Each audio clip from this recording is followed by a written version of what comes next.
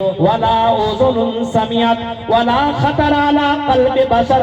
امام کائنات فرماتے ہیں کسی کے دل کے اندر خیال تک نہیں آ سکتا کہ جنت کیسی ہے. تم سوچ سکتے ہو، سوچ کے اعلیٰ پیمانے پہ تم پہنچ جاؤ اور پہنچتے پہنچتے تم کہاں تک جاؤ گے؟ اگر تم کو سب سے خوبصورت جگہ کے بارے میں پوچھا جائے، آپ کی زندگی میں اگر آپ نے کوئی سب سے خوبصورت جگہ دیکھی ہو تو آپ اس جگہ کا نام لیں گے ملیشیا، آپ نام لیں گے کشمیر، آپ نام لیں گے کسی اور دوسری جگہوں کا نام لیں گے، اتنے خوبصورت جگہوں کا نام آپ لیں گے. لیکن میرے بھائیوں، جنت ایسی ہے، اللہ کے نبی جناب محمد رسول اللہ نے فرمایا کہ اگر جنت کے اندر جو حوریں اللہ تعالیٰ نے تیار کر رکھی ہے، اگر وہ جنت کی ایک حور دنیا میں جھانک لے تو دنیا کے اندر اتنی خوشبو پھیل جائے گی.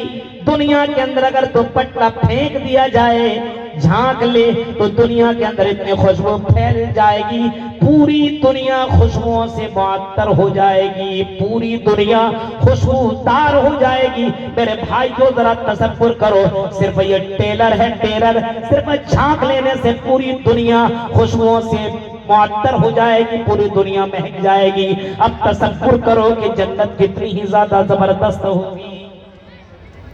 اسی وجہ سے صحابہ کرام جب جنت کے بارے میں سنا کرتے تھے محمد رسول اللہ صلی اللہ علیہ وسلم سے، تو جنت کی تڑپ ہوا کرتی تھی اور جنت کے لیے وہ کوشش بھی کیا کرتے تھے اور جنت میں جانے والے اعمال کے بارے میں سوال بھی کیا کرتے تھے. جنت میں جانے والے سوال بھی کیا کرتے تھے. بعض صحابی کے بارے میں آتا ہے کہ اللہ کے نبی صلی اللہ علیہ وسلم کے پاس ایک صحابی آیا اور صحابی آنے کے بعد وہ کہنے لگے، اللہ کے نبی دلنی علی عمل اذا عملتہ دخلت الجنہ. آئے اللہ کے نبی صلی اللہ علیہ وسلم، آپ مجھے ایک ایسا عمل بتلائیے. سنو اور نیما رنگ کے لوگوں سنو، دیکھو صحابہ کرام کیا کہہ رہے ہیں اللہ کے نبی سے، اے نبی آپ ہمیں ایک ایسا عمل بتائیے، ایسا کام بتائیے جس کام کو کر کے میں جنت کے اندر چلا جاؤں. دلنی علی عمل اذا عملتہ دخلت الجنہ. بخاری شریف کی حدیث ہے. اللہ کے نبی صلی اللہ علیہ وسلم سے سوال کرنے والے صحابہ ہیں اور سوال کرنے والے نے کیا سوال کیا، کتنا زبردست سوال کیا. اللہ کے نبی مجھے دنیا کے بارے میں مت بتائیے کہ میں یہ دعا پڑھوں تو میں مالدار بن جاؤں، میں بہت ہی زیادہ امیر بن جاؤں، مجھے جنت چاہیے. اے اللہ کے نبی مجھے جنت میں جانے والی اعمال بتائیے.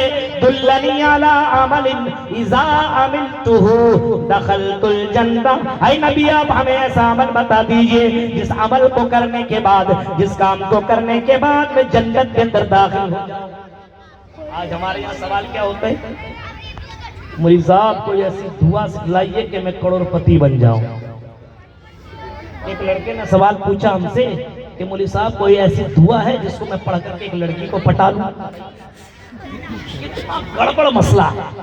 سوال کیا کرتا ہے، ایسی دعا بتائیے مولوی صاحب، ایک لڑکی پہ نظر ہے مجھے دیکھتی نہیں ہے، میں پڑھ لوں اور میری وہ دیوانی ہو جائے.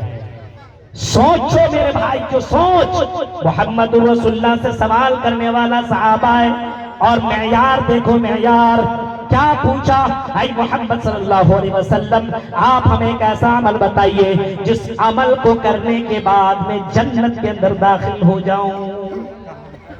آپ نے جواب میں فرمایا، سنو کون مولوی کیا کہتا ہے، کون مولوی کیا کہتا ہے، ان کی باتوں کو ماننے کی ضرورت نہیں ہے.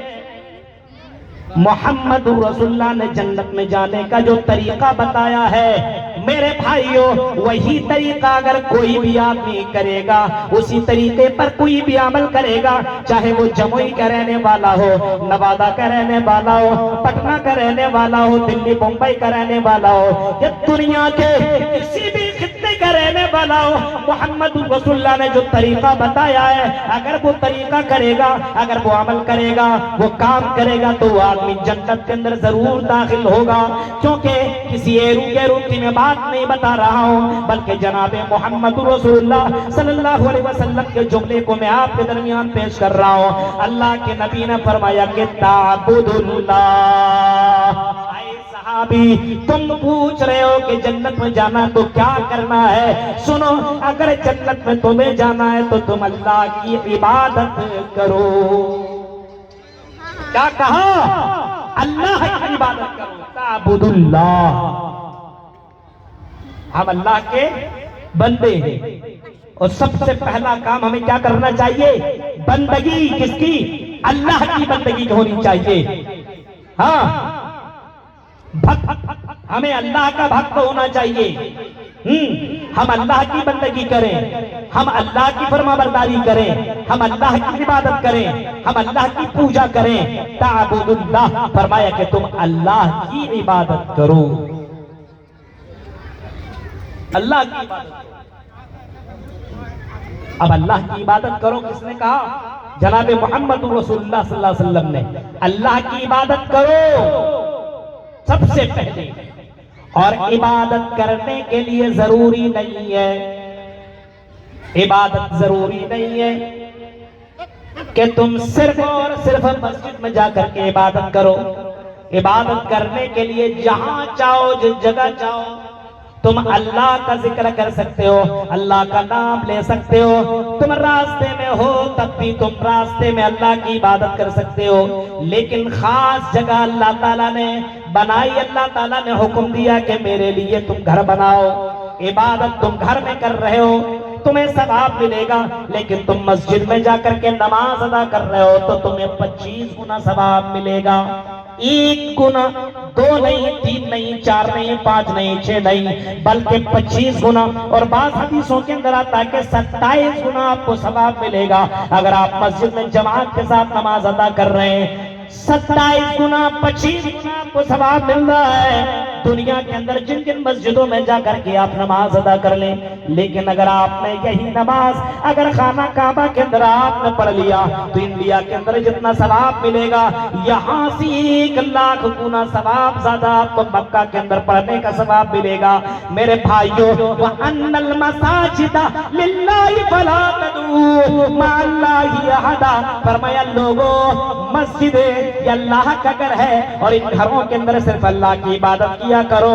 فَلَا تَدْعُوا مَعَ اللَّهِ أَحَدًا، اللہ کے گھروں کے اندر کسی غیر کو مت پکارو، صرف اللہ کو پکارو، اللہ کی عبادت کرو، اللہ کے پوجا کرو، اللہ کی بھکتی کرو، کیونکہ مسجدیں اللہ کے لیے بنائی جاتی ہے، مسجدیں اللہ کے لیے قائم کی جاتی ہے۔ ہاں، منافقوں نے ایک مسجد بنائی تھی اس دور میں جب محمد رسول اللہ نے ہجرت کیا تھا، کہاں؟ مدینہ کے اندر۔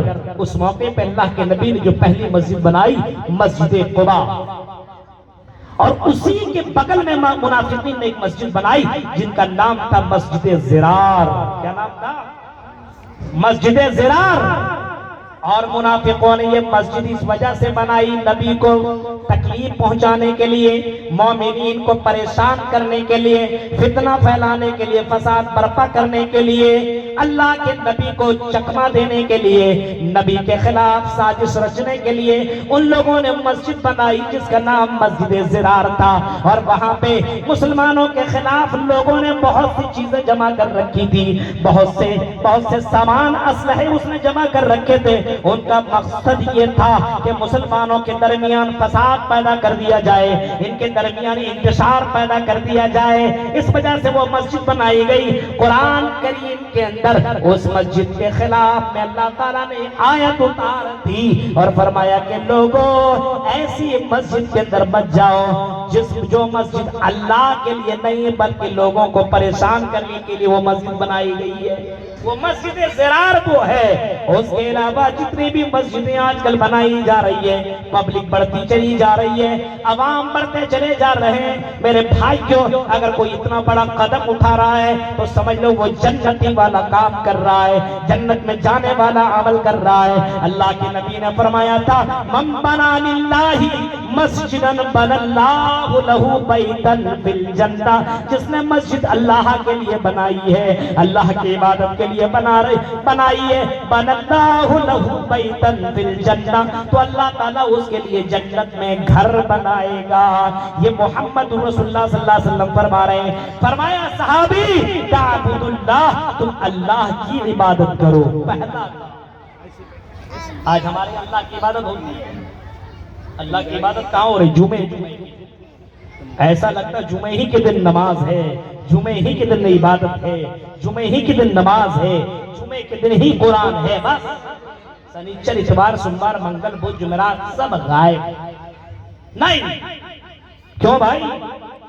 سنیچر کو مارکیٹ چلا گیا، اتوار کہاں تھا سسرال بھاگ گیا، سوموار کہاں گیا سالی کے چکر میں نکل گیا، منگل کہاں گیا گرل فرینڈ سے ملنے چلا گیا، بدھ کو کہاں گیا دوستوں کے ساتھ انجوائے کر رہا تھا، اور جمعرات کے دن کہاں گیا مولوی صاحب تھک گیا تھا، جمعے کے دن آج تو مسجد میں پہنچا ہوں۔ یہ مسلمانوں کا حال ہے میرے بھائیوں، تصور کرو، غور کرو۔ فرمایا تعبد اللہ، اللہ کی عبادت کرو اور کنٹینیو کرتے رہو۔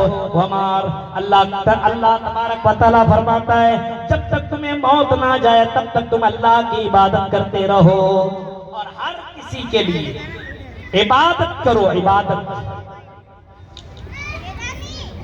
اللہ کو خوش کرنے کے لیے کوئی کام کیا جائے، وہ کام جناب محمد رسول اللہ سے ثابت ہو، جس کے اوپر نبی کی مہر ہو، اللہ نے وہ کام کرنے کا آرڈر دیا ہو، وہ کام عبادت ہے۔ عبادت میرے بھائی کیوں؟ تو اللہ کی عبادت کرو، اور عبادت کرنے کے ساتھ ساتھ لا تشرک باللہ شیئا، اللہ کے ساتھ کسی کو تم شریک مت کرو۔